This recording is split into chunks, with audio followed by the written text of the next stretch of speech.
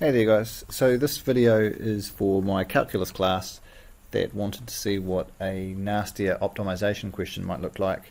So I've grabbed this one from the current textbook, and what we're looking at here is, you can see we have a cylinder, a shell casing, and that casing there has a volume of 72,000 cubic centimeters, so it's fairly large.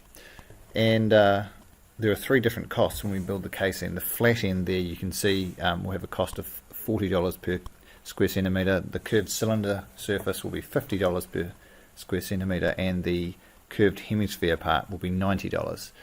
So what we need to do is find what is the minimum cost of the casing, given you can see here we've got the radius of the circular base there is x, and this thing has a length of L.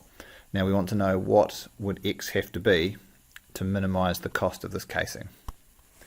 Right, so ultimately we're going to need a cost equation that we can minimize. But first of all, what I'm going to do is I'm just going to set up a volume equation. So right here, if I start with volume, now the volume of the cylindrical part there is, if you remember the equation of a cylinder, is going to be the base times the height of it. So that is going to be pi times x squared, that is the circular base, times L, the length of it, plus then the hemisphere. Now a sphere is 4/3 pi r cubed, so a hemisphere will be half of that, which is going to be 2/3 pi, and instead of r, the radius has been given by x r cubed.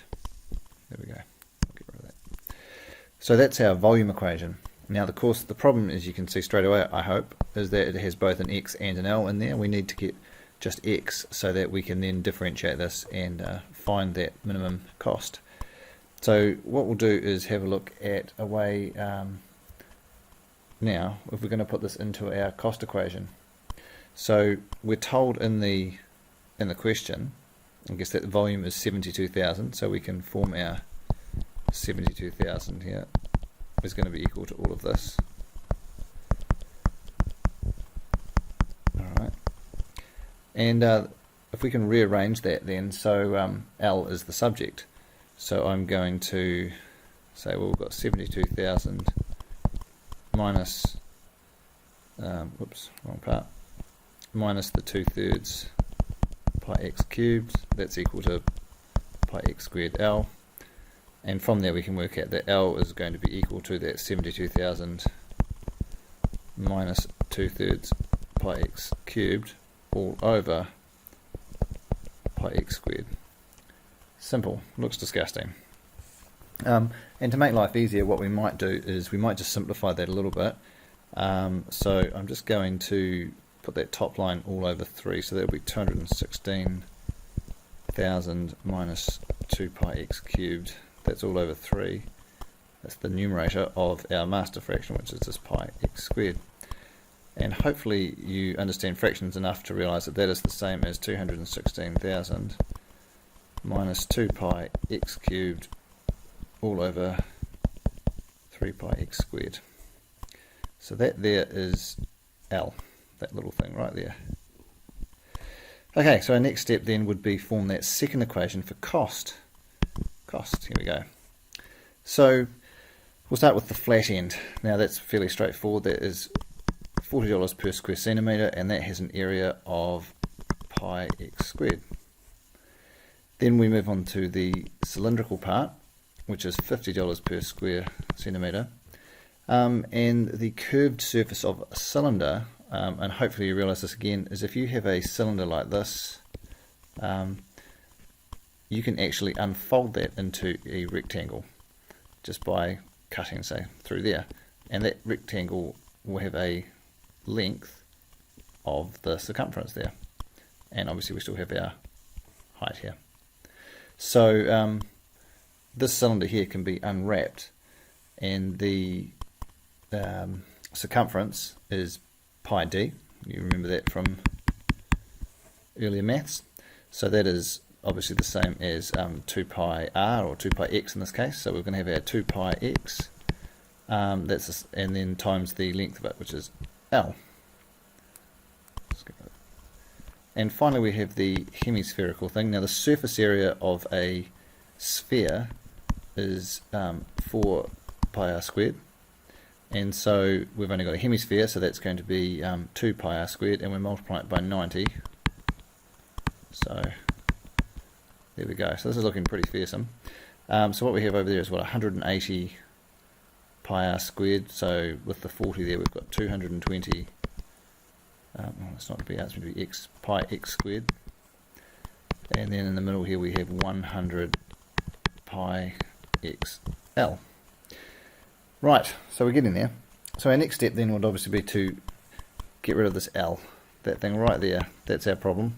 We only want to have x's in there, so we're going to have to substitute in that nasty looking expression we started with. So our cost equation is going to look like this: 220 pi x squared plus 100 pi x times 216,000 minus 2 pi x cubed over 3 pi x squared.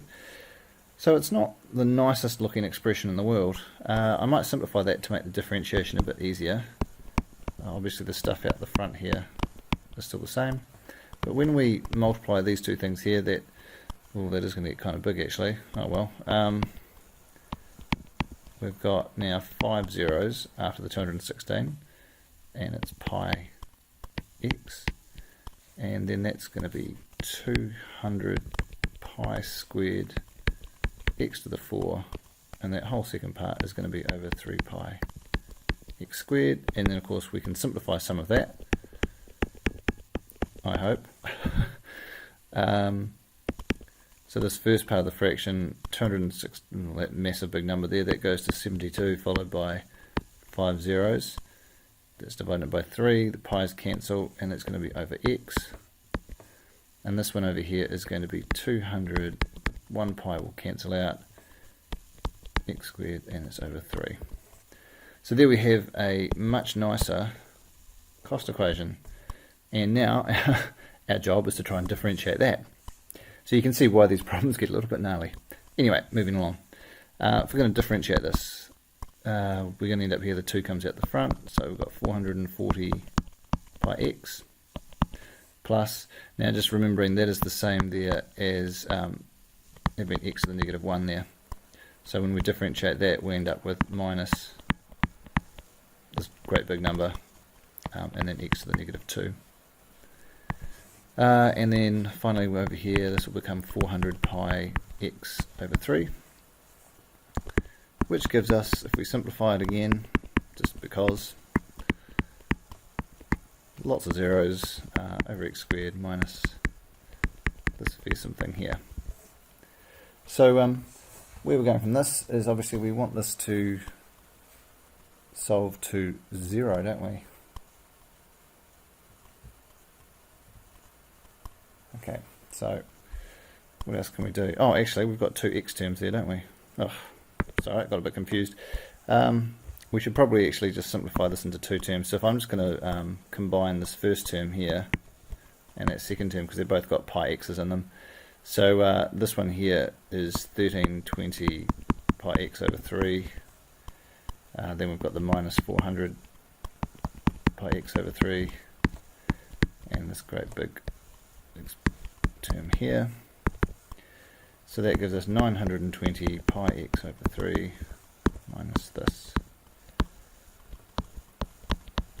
Okay, so there we go, there's our derivative. Now let's solve this to 0, make it equal to 0 and solve, and this will give us this lovely equation.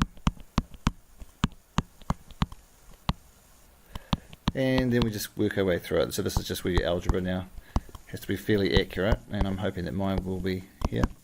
Moving one term across the other side, then we can cross multiply, so we're going to get 216 followed by 5 zeros on that side, and this will become 920 pi x cubed. And I'll go ahead now and try and work this one out. Goodness gracious me. Where are we going with this one? Blimey, divide by 920 pi. So that's going to give me x cubed equals, and I'm just looking at my notes to make sure I've actually got this right, 7,473.36, which means that x will be 19.55, because that is the cube root of that 7473. So after all that working, what this tells us is that to minimize our cost of covering the casing of this cylinder, x here, which is right up there, needs to be 19.55 centimeters. So there you have it, a slightly harder problem.